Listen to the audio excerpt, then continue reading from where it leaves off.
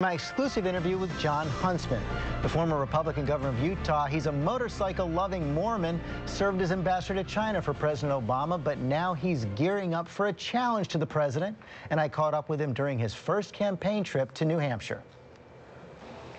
Huntsman says he hasn't made a final decision.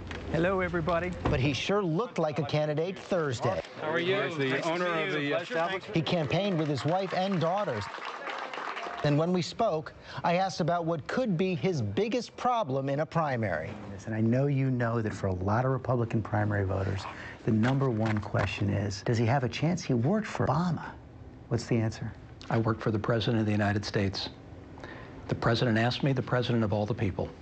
And during a time of war, during a time of economic difficulty for our country, if I'm asked by my President to serve, I'll stand up and do it. So you do it again? I do it again.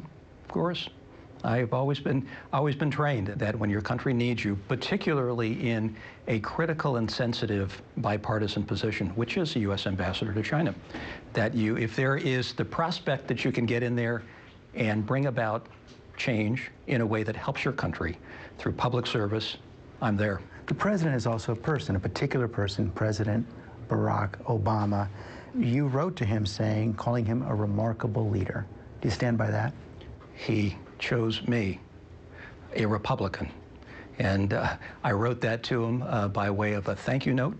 And thank you notes are a proud tradition for a lot of people. And it's a good thing that people don't go through George Bush Sr.'s thank you notes, because he wrote a lot of them. And I do a lot of them too. And it was my way of expressing what I thought about his selection. But I'm asking what you think about him now. Do you believe he's a remarkable leader, and are you in sync with his foreign policy? History will show how effective he is. In terms of foreign policy, we have a generational opportunity, George, to reset our position in the world. It means that we probably don't need to be in certain parts of the Middle East where there are domestic revolutions playing out, where we probably just ought to let them play out. Is that Libya? Libya would be among them. You'd stop enforcing the no-fly zone? Well, I would have chosen from the beginning not to intervene in Libya. I would say that it is not core to our national security interest. Let's talk about some domestic issues. Republican primary voters are going to wonder about your decision as governor of Utah to take the stimulus funds, President Obama's stimulus funds. And when you were asked about it, you suggested that one of the problems with the stimulus is that it wasn't big enough. Is that what you still believe? If you read on in that interview, you will find that I was specifically referring to corporate tax cuts, payroll tax deductions, and focusing the stimulus in infrastructure projects that would improve our economic future. But you also did align yourself with Mark Zandi, who said the stimulus probably had to be about $1 trillion. That was his take. That was his take. And my take was, let's stimulate business. Let's look at tax cuts. Let's look at payroll tax deductions. If you read on in the interview, that's exactly what I said.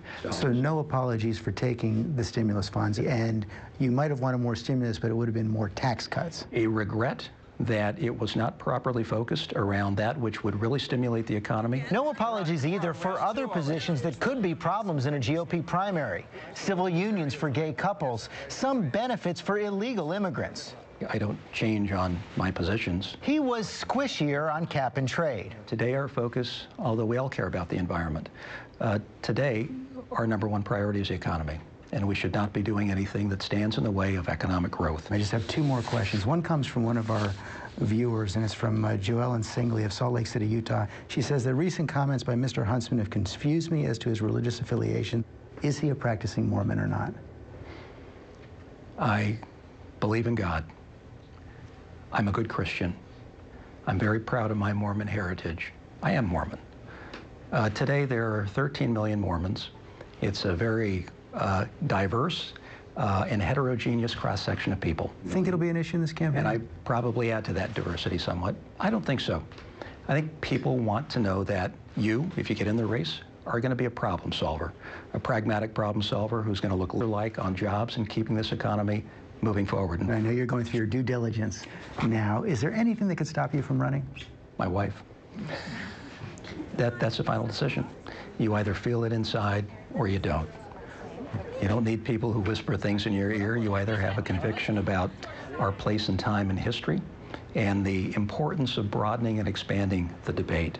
Thank you very much, Governor. Thanks, George.